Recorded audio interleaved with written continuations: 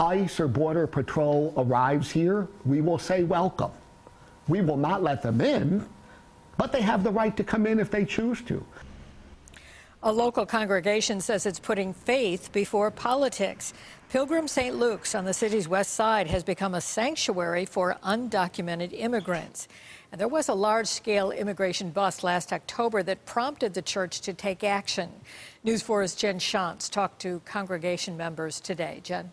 Well, Jackie, Pilgrim-St. Luke's has always been socially minded. Congregation members tell me since President Trump took office, their mission has come into focus even more. The risk, they say, is worth it.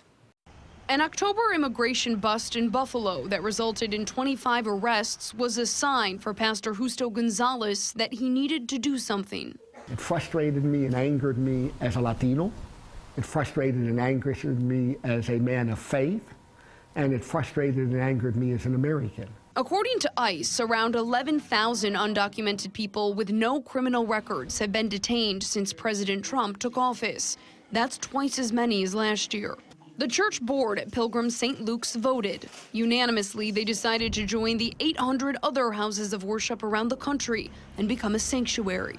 People have come to us from California, Texas, New Jersey, North Carolina. They've also harbored families from El Salvador, Guatemala, and Honduras, among others. I feel like somebody who is following Jesus' steps, and if that makes me an activist, then that is a badge that I'm proud to proclaim.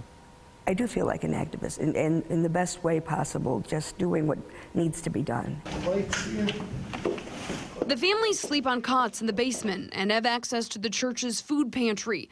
Gonzalez is currently raising money to install working showers and laundry facilities. We have helped 29 adults and 11 children obtain lawful entry into Canada using the asylum process. In addition to letters of thanks and support, the church has also received hate mail from people who don't agree with the action it's taking.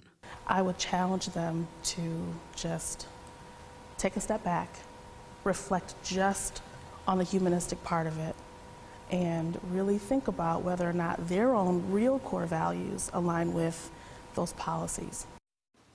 Now, legally speaking, the church is taking a risk here. Those without proper documentation can be arrested in a church.